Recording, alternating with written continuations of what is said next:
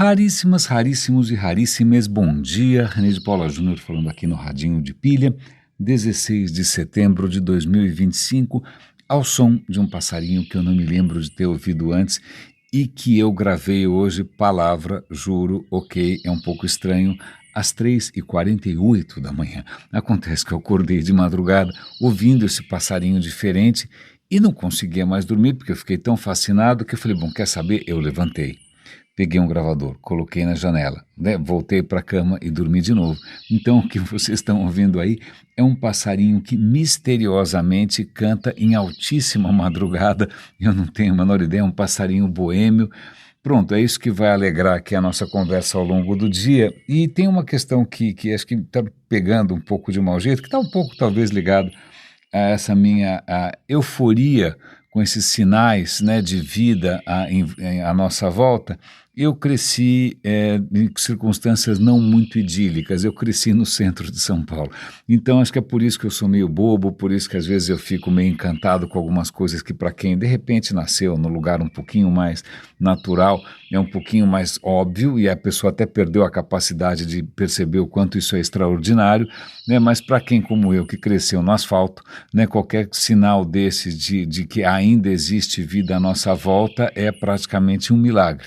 Então, desculpem aqui essas minhas reações que às vezes são um pouco ingênuas, mas é que para mim tudo isso é um pouco novo, é como se eu tivesse caído de paraquedas vindo de outro planeta. Né? E falando em planeta, tem uma notícia que pega um pouco de mau jeito, ou pega bastante de mau jeito. Eu vi ontem uma fala do André Trigueiro, até vou dar o link aqui para ele falando no LinkedIn, no Twitter, perdão, mas eu encontrei também essa notícia no Estadão e em outras fontes. Levantamentos feitos por satélite, né, mostram que nos últimos 40 anos, 40, eu tinha 20, eu não sei quantos anos você tinha 40 anos atrás, né, nós perdemos o equivalente a uma França. A França é um país grande, tá bom? Se você não tem muita ideia do tamanho da França, então nós perdemos o equivalente a 2 estados de São Paulo, uau, né, na Amazônia. Nós perdemos uma quantidade simplesmente colossal de floresta, né? Perdemos e será que tem volta? Será que aquilo volta? Será que se a gente tirasse toda a pecuária, todo o garimpo, todo, sei lá que diabo que está lá, a soja, né? Será que aquilo volta? É difícil dizer, muitos cientistas, né, apontam aí a possibilidade do que eles chamam de ponto de não retorno, talvez aquilo vire uma savana, não é? E isso não sai de graça, haja vista que, eu não sei se eu comentei com vocês ontem, se não comentei, comento novamente. Uma outra coisa que tem me maravilhado aqui na minha vizinhança é a abundância e a exuberância de ipês de todas as cores, brancos, amarelos, está uma festa aqui, estou tirando foto à torta e à direito. Mas o que eu não sabia é que, na verdade, os ipês eles estão dando um sinal para quem quer ver. Os ipês nascem em uma sequência que é uma sequência conhecida, que é uma, pelo menos para quem já tem um pouquinho mais de experiência com a natureza do que eu, né? A sequência correta, eu vou ler aqui, que saiu no Estadão, ipê roxo, assim, cada florada dessas dura uma semana, vai, sei lá, 10 dias.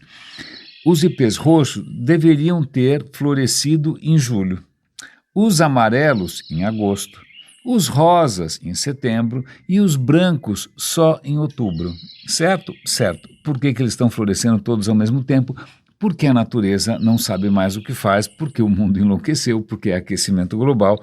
E também vale a pena lembrar que, curiosamente, não sei se você notou, se você mora em São Paulo, não está chovendo.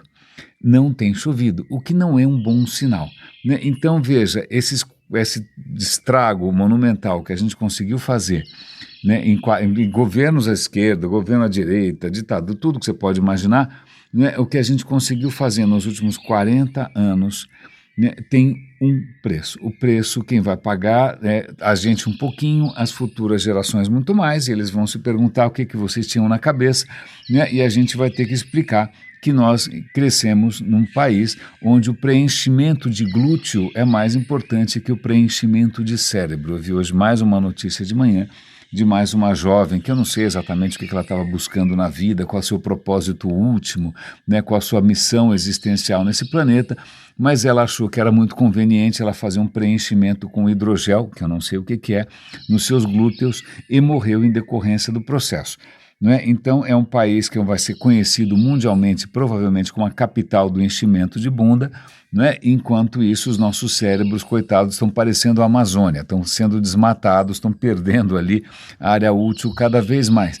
E vou conectar isso com um vídeo extremamente interessante. Mostre, se vocês tiverem filhos, adolescentes, ou seja o que for, mandem o vídeo e saiam correndo, porque eles provavelmente vão querer cobrar você pela o que você fez a respeito disso.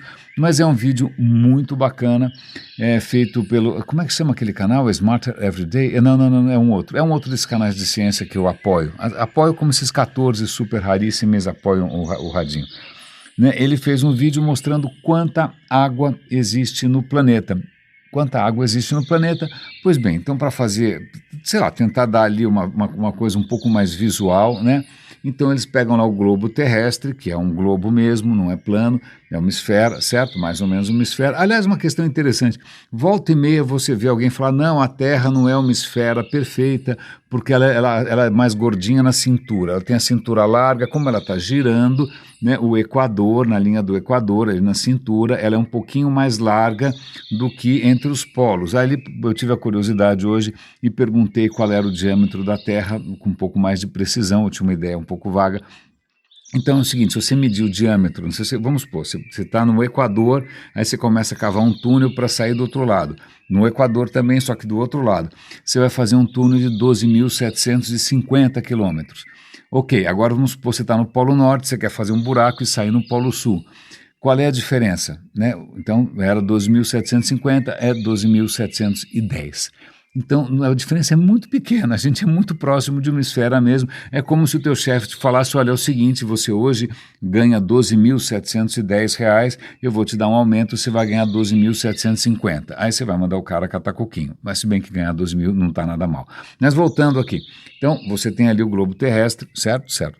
Então vamos imaginar que você pegue toda a água que está na superfície, oceanos, geleiras, rios, lagos, o diabo. Né? Você pega toda essa água e faz uma bolotinha. Qual é o tamanho dessa bolotinha? Essa bolotinha de água, né, uma gota d'água gigante, ela tem um diâmetro de 1.400 quilômetros, que deve ser mais ou menos São Paulo, Buenos Aires, né? Ou São Paulo, sei lá, Salvador, São Paulo, Salvador, que distância que dá? Dá mais, né? Ou São Paulo, Brasília, talvez. É isso, vale lembrar, vamos lembrar de novo, a esfera, a total, a Terra tem 12.800 quilômetros de diâmetro. Essa esfera de água, ela teria aproximadamente 1.400. Mas essa é toda a água da Terra, certo? Isso inclui oceanos, os oceanos têm 90 e tantos % da água disponível, certo? Se você começar a separar a água que efetivamente eu bebo, você bebe, as plantas bebem, né? Essa água que faz a vida circular, a água doce, ela é uma esfera de 56 quilômetros. É daqui até quanto? Com 50 quilômetros você vai até onde? Você mal e mal sai de São Paulo, né? Você não chega na praia, você não chega em Santos com 56 quilômetros. Então veja, toda a água doce do mundo, incluindo aquelas que está circulando por aí, é uma esfera minúscula. Se você tirar as geleiras, então, e se você tirar não sei o que, quando você vai ver, né, a água disponível para nós aqui, criaturinhas que dependem da água todo santo dia e que provavelmente vão ficar sem água aqui em São Paulo porque as represas devem estar baixando, é 0,007% da água total do planeta. E a gente não está cuidando disso direito. A gente não está cuidando disso direito. Vale lembrar, ok, tem água pra caramba nos oceanos, mas vai você dessalinizar para ver o trabalho que dá, né? Pergunta para Israel, pergunta para qualquer desses países ali no Mediterrâneo, quanto que custa você dessalinizar água? E a gente está esgotando os aquíferos, a gente está comprometendo o ciclo das águas, haja vista a Amazônia. Quando a gente sacaneia a Amazônia nessa escala bíblica, a primeira coisa que acontece é você interromper o ciclo das chuvas. Então, de repente, o nosso agronegócio, que em princípio é um dos pilares da economia desse país, ele vai fazer o quê? Vai tirar água da onde? Da cartola, não é? Então eu gostei porque essa é uma maneira de visualizar. Não adianta eu falar aqui, eu estou falando, fica aqui o convite, assista um vídeo curtinho que deve ter 2, 3 minutos, né? A hora que você vê, fala, ups, e é interessante porque a água não é tão rara assim no universo.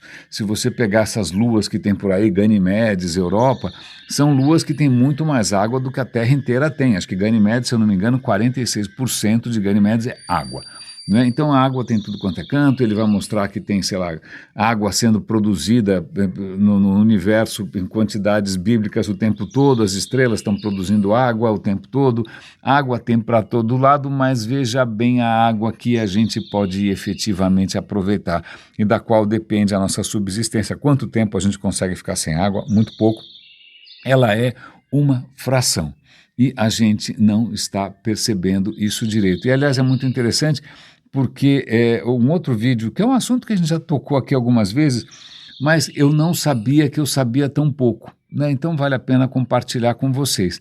Não é? Então, vamos, já que a gente está falando de coisas que o universo produz, né, e que de aqui em abundância ou não em abundância, vamos falar de ouro, que é um metal com uma utilidade bastante restrita. Né? Para que serve ouro? Ok, serve para fazer contatos eletrônicos de alta qualidade, mas não é por isso, né? Ouro, a gente, imagina, a gente simplesmente dizimou populações inteiras aqui nas Américas para tentar buscar ouro, a gente matou, conquistou, fez o diabo por causa disso, só para fazer, sei lá, coisas que brilham, né? Coisas que são, sei lá, para fazer, eu não sei para quê, é bem difícil a gente entender.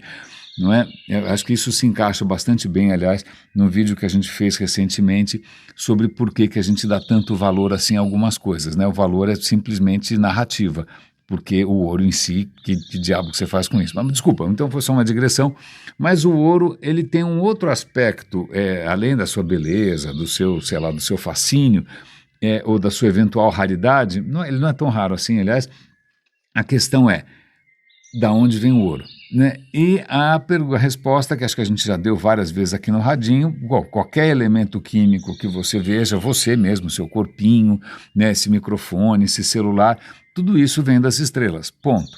Quer dizer, mais ou menos, né? Porque veja bem, quando o hidrogênio surgiu, e você em grande parte é feito de hidrogênio, aliás, olha que interessante, né? O hidrogênio do qual você é feito, né? Esse hidrogênio provavelmente nasceu há 13 bilhões de anos atrás. É um hidrogênio velhinho, está batendo um bolão ainda, vai bem, mas ele foi criado há muito tempo, lá no começo, antes mesmo de haver estrelas. Então veja, o hidrogênio que mais para frente, o hidrogênio, o hélio, que mais para frente vai fazer as estrelas, né, é o mesmo hidrogênio que faz você. Então, de uma certa maneira, você é feito de uma estrela e você também brilha e pronto, você já tem mais uma cantada aí para improvisar em algum momento noturno. Mas, voltando, os outros elementos, quer dizer, quantos elementos surgiram antes das estrelas? Os 4, talvez 5, hidrogênio, hélio, lítio, boro, talvez, um pouquinho surgiu logo depois do Big Bang. E aí as estrelas começam a surgir, né? Gravidade, fica ali espremendo todo mundo, a pressão aumenta, a temperatura aumenta, e aí acontece uma coisa inédita que não existia antes. Esses átomos, esses núcleos, eles também com tanta pressão assim, né, tanta cobrança, eles vão acabar fazendo o que eles não queriam fazer, que é justamente se fundindo. Então, pela primeira vez, começam a surgir átomos maiorzinhos. Se você pegar a tabela periódica, não sei se você lembra disso, se isso te dá, sei lá, aflição, se dá palpitação, não sei, né? Mas está lá a tabela periódica, os primeiros elementinhos ali é do começo do universo. Dali para frente, demorou para eles aparecerem. Quanto maior esse elemento, mais coisa precisou acontecer para ele surgir, certo? Certo. Então a gente sabe que as estrelas começam a fundir esses elementos, elas vão fundindo, vão surgindo elementos diferentes, a gente entende isso bastante bem, né? Aí tem uma hora que começa a acabar esse combustível, não tem mais nada para fundir, uma hora, dependendo do tamanho da estrela, ela... não tenho mais o que queimar aqui, essa coisa não sustenta mais, ela simplesmente murcha, explode, é uma supernova, né? E ela explode, normalmente uma estrela, ela chega no talo, quando realmente não dá mais para ficar brincando de Lego, não dá mais para ficar fundindo elementos, ela chega quando ela está produzindo o ferro. A última coisa é o grito, é o canto do cisne de uma supernova ou de uma estrela, é produzir o ferro. Quando ela produzir o ferro, ela não tem mais o que fazer, porque a partir daí a conta não fecha.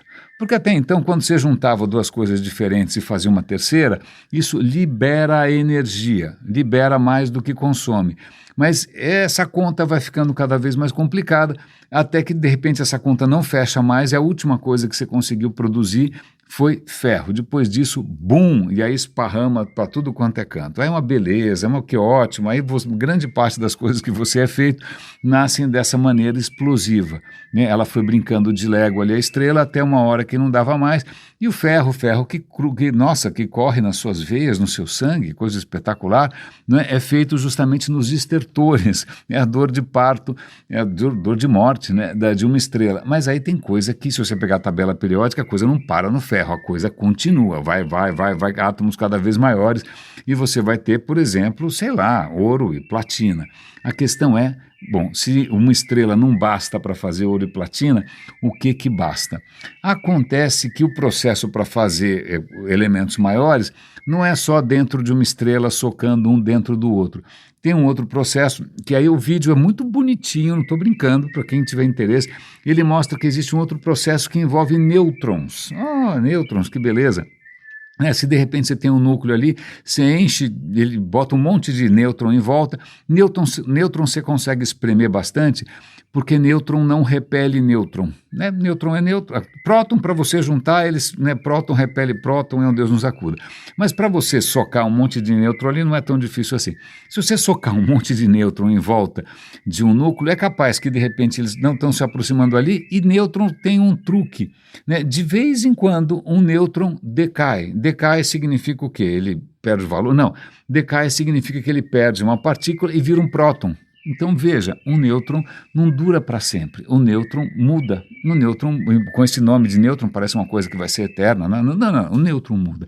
E ele pode, num certo momento, virar um próton. Opa, na hora que ele virou um próton do lado ali, junto com outro núcleo, um próton a mais é um elemento diferente. O que define o que é um elemento, se é um elemento X ou Y, é quanto próton tem. Agora, se o nêutron, ele ganhou um próton de graça porque tinha um nêutron em volta. Então, esse processo de captura de nêutrons, né, com o tempo, à medida que o nêutron decai e vira alguma outra coisa, é o nêutron trans, né, você tem um elemento novo. Então, muitos elementos mais pesados são feitos com captura de nêutrons. Isso explica o ouro? Então, aí os caras começam a fazer conta daqui, conta dali, eles começam a perceber que, supernova não dá. Tem lá um monte de nêutron, mas, cara, não é a quantidade suficiente para você conseguir fazer o raio do ouro, certo? O que pode ser, o que pode não ser? Eu vou encurtar a história aqui. Na verdade, a história até é uma história bacana, porque tudo depende de novos instrumentos. Na hora que a gente começou a criar instrumentos que medem ondas gravitacionais, que são os tremeliques do espaço-tempo, o espaço-tempo tem tremeliques, porque ele parece uma geleia, uma gelatina, não é? A hora que a gente mediu lá um tremelique e falou, opa, aconteceu alguma coisa, o que será que foi? Bom, será que são dois buracos negros, um engolindo o outro? Não, eles foram ver. Tudo indicava que eram duas estrelas de nêutrons. Olha aí, você consegue socar tanto nêutron, né? Uma estrela pode ser feita de nêutrons no final da vida. Vai ver que uma fundiu com a outra, isso é um acontecimento tão extraordinário, né? Deve ter sido isso que aconteceu. Aí avisa todo mundo da comunidade astronômica, vamos ver se os telescópios ou se os radiotelescópios detectam alguma coisa. E detectaram o que eles chamam de quilonova. Quilonova é às vezes no céu aparece uma coisa bastante brilhante, se for muito brilhante é uma supernova, se for um pouco brilhante pode ser uma quilonova. Estava lá brilhando essa quilonova e eles apontaram os instrumentos todos e perceberam que, que beleza, é uma quilonova assim, que coisa espetacular. Será que isso produziu ouro? Porque, de repente, isso pode ser um acontecimento que pode produzir ouro. Curiosamente, não deu para perceber, não porque não haja, mas simplesmente porque os instrumentos não são tão sensíveis assim. É capaz que aquele evento tenha produzido o equivalente a 3.000 planetas terras feitos de ouro e a gente não consegue ver. Então, em suma, o vídeo eu não vou entrar mais nos detalhes. Então, tem um mistério aí que os astrônomos estão quebrando a cabeça.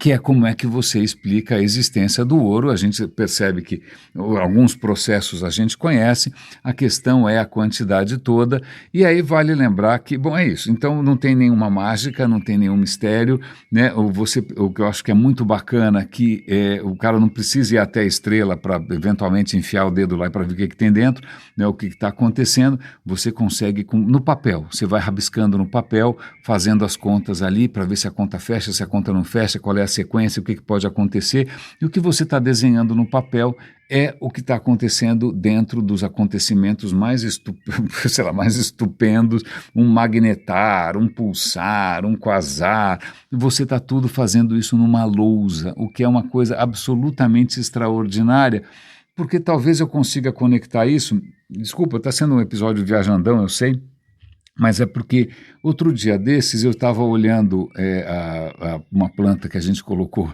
no nosso banheiro, e a planta está indo muito bem, obrigado, ali tem boas condições de luz e tal, e ela está ocupando espaço, ela está se distribuindo. De que maneira que ela ocupa o espaço?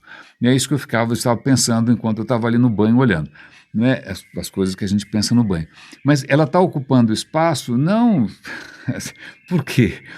Na verdade, aquilo é quase que ela está resolvendo um problema em tempo real, né? Eu tenho já cresci até aqui, né? Eu tenho energia vindo ali em tempo real, eu tenho esses recursos, eu tenho água, se eu for para cá funciona melhor. Ela está diante dos meus olhos, resolvendo um problema que é como que eu consigo aproveitar da melhor maneira possível os recursos disponíveis e a partir do que ela tem, ou seja, a terra que ela tem ali, os nutrientes que ela tem ali, né, inclusive a estrutura que ela já tem, ela vai resolvendo esse problema em tempo real e da maneira que ela consegue, certo? Certo. Então, o que eu estou vendo ali, eu sei que para os olhos da gente, ela está parada, né? Se eu colocasse uma câmera ali, tirando uma foto a cada 5 segundos e depois acelerasse, eu ia provavelmente ver a planta meio se mexendo, explorando caminhos, né? Avançando mais numa direção do que na outra, abrindo mão de outras. A planta está resolvendo coisas em tempo real. É, na verdade, quase que uma computação não feita de zeros e uns, mas é uma computação feita de matéria. A planta está o tempo todo calculando, né, exatamente como que ela vai, qual é o próximo passo, ela está explorando as possibilidades. Aí eu parei para o banho, meu banho é curto, mas deu tempo de mesmo assim continuar pensando. Eu falei, cara, não é só essa planta, tudo que está acontecendo à minha volta é justamente isso, é a matéria que está, de alguma maneira, resolvendo problemas. O que eu faço com esse calor extra? O que eu faço com essa energia extra? O que eu faço com essas forças todas? E ela vai se estruturando e vai se equacionando. É engraçado porque a nossa consciência, que a gente está careca de falar aqui no radinho, né, o que o teu cérebro está tentando produzir para você é um filminho, né, mas é um filminho muito simplificado, né, então um filminho muito simplificado. Se eu desenhar um vaso sanitário para você no papel, você vai falar, é um vaso sanitário, né, como se um vaso sanitário fosse alguma coisa parada no tempo. Não é. Aquilo é uma coleção gigante de coisas que estão se mexendo o tempo todo, está batendo a luz do sol. A luz do sol provavelmente está provocando algumas mudanças químicas, porque a gente não consegue ver. Né? O que o cérebro passa para você é uma coisa estática, o que ele passa para você é uma coisa geométrica. Né? O que você está olhando ali é quase uma abstração, mas isso não dá conta. As coisas todas estão em absoluta transformação o tempo todo, em movimento o tempo todo, a gente que não percebe. Então eu tive essa iluminação praticamente divina, né? No banheiro caiu, não sei se era um shampoo alucinógeno, mas ou colírio alucinógeno, como diria o José Simão, não é? Mas eu até depois vou falar, o ChatGPT, eu tive essa intuição aqui, e aí ele desdobrou a ideia, falou, olha, de repente isso tem muito a ver com a questão não só de física ou de química, mas até com escolas de pensamento, né? Quando você tinha lá os gregos atomistas que falavam, olha, a gente não percebe, mas as coisas são feitas de partículas que estão em movimento. É isso, né? Eles já tinham percebido isso. Quando Spinoza fala, tudo que você vê no mundo são manifestações, são modos de ser da mesma energia inicial, tudo que está acontecendo está se desdobrando, era disso que ele estava falando.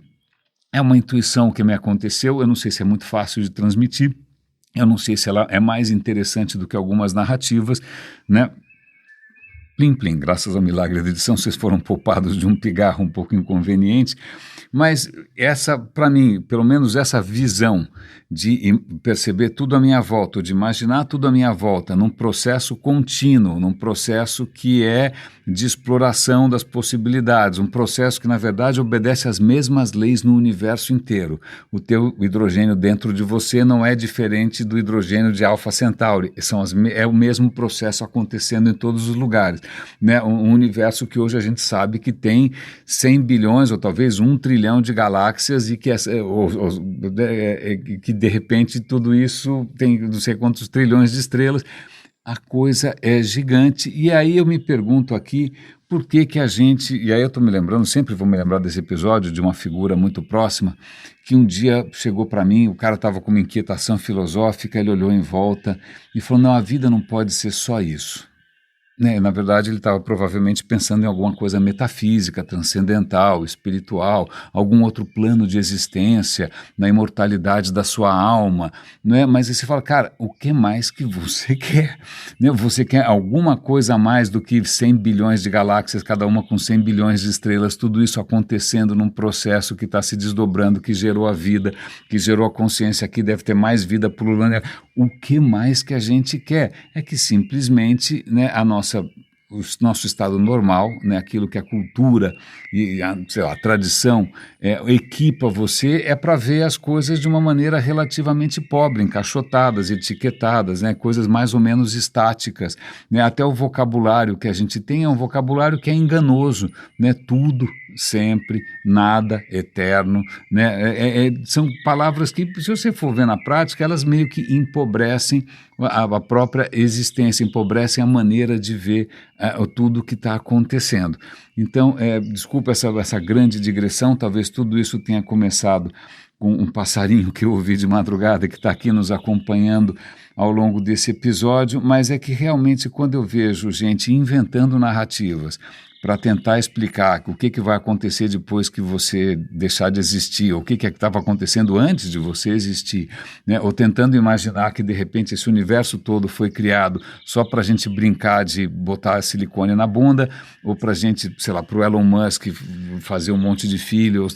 Cara, desculpa, na boa, é uma questão de escala. Né? Que bom que aqui nesse planeta algumas condições surgiram para que a vida tomasse essa dimensão e que a gente consiga criar instrumentos para ver como as coisas são muito mais ricas do que aquilo que os teus olhos, do que aquilo que a tua imaginação, do que aquilo que a tua pele é capaz de perceber, né? Que bom que tudo isso aconteceu, mas aparentemente isso não basta, né? E curiosamente as narrativas que são mais bem-sucedidas, que continuam se aprimorando depois de sei lá quantos milhares de anos, são narrativas que não levam esse mundo em conta. Né, que vão achar que esse mundo, na verdade, é inferior, que esse mundo é um castigo, é uma coisa transitória. E agora eu fiquei sabendo recentemente de um aplicativo que eu já esqueci, não sei se é uma Pray, alguma coisa assim, que é um aplicativo religioso, eu acho que cristão. Eles estão usando inteligência artificial para criar vídeos incríveis, para tornar a Bíblia uma superprodução visual de efeitos magníficos. O Apocalipse, então, é uma coisa espetacular, o Gênesis. Então, veja que coisa interessante, né? A gente fica aí usando inteligência artificial para tentar criar uma narrativa alternativa que aparentemente é mais encantadora do que é a realidade à nossa volta. E aí eu fico me perguntando o que mais que a gente precisa para cair a ficha. Eu não sei, né? Hoje de manhã eu fiquei muito feliz que uma figura a qual todos deveríamos ser muitíssimo gratos, o cara deveria ser canonizado, deveria ter romaria, né? Não um garotinho não sei de onde, que é o Tim Berners-Lee, que é o cara que simplesmente sozinho criou o que são os fundamentos da internet. Ele estava lá, né, no CERN, que é um laboratório de pesquisas de física fundamental, descobrindo os segredos da matéria, os segredos do universo, e ele sozinho falou, olha, eu estou bolando aqui um jeito de você, aproveitando a rede de computador, criar uma rede de computadores que uma coisa conecta na outra, você clica aqui, vai para ali. O cara inventou a web, simples assim. inventou a web, que é, nossa, todo mundo vive, bilhões de pessoas, e o cara não ganhou nada com isso. Ele doou, ele deu, né? A coisa tomou um rumo esquisito que ele não podia imaginar, porque ele era ingênuo, porque ele acreditava que todo mundo era como ele, alguém curioso pelo funcionamento do universo, né? Mas não. E aí ele acabou de escrever um artigo dizendo que, olha, eu acho que a internet dá para consertar. Eu acho que a internet dá para melhorar, que a gente poderia fugir dessa arapuca que a gente entrou, né, da polarização, etc. e tal. E aí ele vai falar que o problema não são necessariamente as pessoas, mas são os algoritmos. Ele está ali né, braço dado ali com Yuval Harari. Entraram em cena, graças a pessoas gananciosas, algoritmos que trazem à tona o pior de nós, que vão alavancar aquilo que é infinito, que é a nossa vaidade, que é a nossa busca por status, que é o nosso ódio, que é o nosso preconceito, isso tudo é infinito. Né? E aí isso está movimentando uma máquina colossal de dinheiro. E ele fala, olha, dá para fazer diferente, você pode fazer algoritmos que promovam a colaboração, que promovam o entendimento. Então ele acha que tem jeito, eu li e no fim eu fiquei meio deprimido porque eu me senti tão patético quanto o cara que eu mais admiro, né, tentando levantar uma bandeira que não tem absolutamente chance nenhuma de fazer um risquinho que seja nessa história toda, porque as forças que estão em jogo não estão conectadas, é como se fosse, é como as leis da física ou as leis da química, né? As forças que estão em jogo ali, elas estão engendrando justamente aquilo que nos separa, aquilo que nos empobrece, aquilo que nos atomiza, né? Tem uma outra notícia que eu vou dar o link aqui, aparentemente um planeta de 8 bilhões de pessoas, 1 bilhão de pessoas têm problemas mentais, de depressão, de ansiedade, porque a gente está ficando doente, né? Mas como é que a gente reverte isso? Eu olhei para o Tim Berners-Lee esperando ali alguma luz, mas na verdade eu senti compaixão, que é justamente uma das coisas que ele achou que está faltando no mundo. Né? Agora, o quanto que eu aqui, que todo santo dia dando tratos à bola, espremendo meu cérebro para ver se sai alguma ideia nova que consiga mexer um pouco o ponteiro, o quanto a gente tem chance, eu não sei, eu prometo continuar tentando. É o que eu sei fazer, mais ou menos como esse passarinho cantando de madrugada. Não faz sentido nenhum, mas é o que ele sabe fazer. Raríssimas, raríssimos e raríssimos, cuidem-se, por favor. Um grande abraço e até amanhã.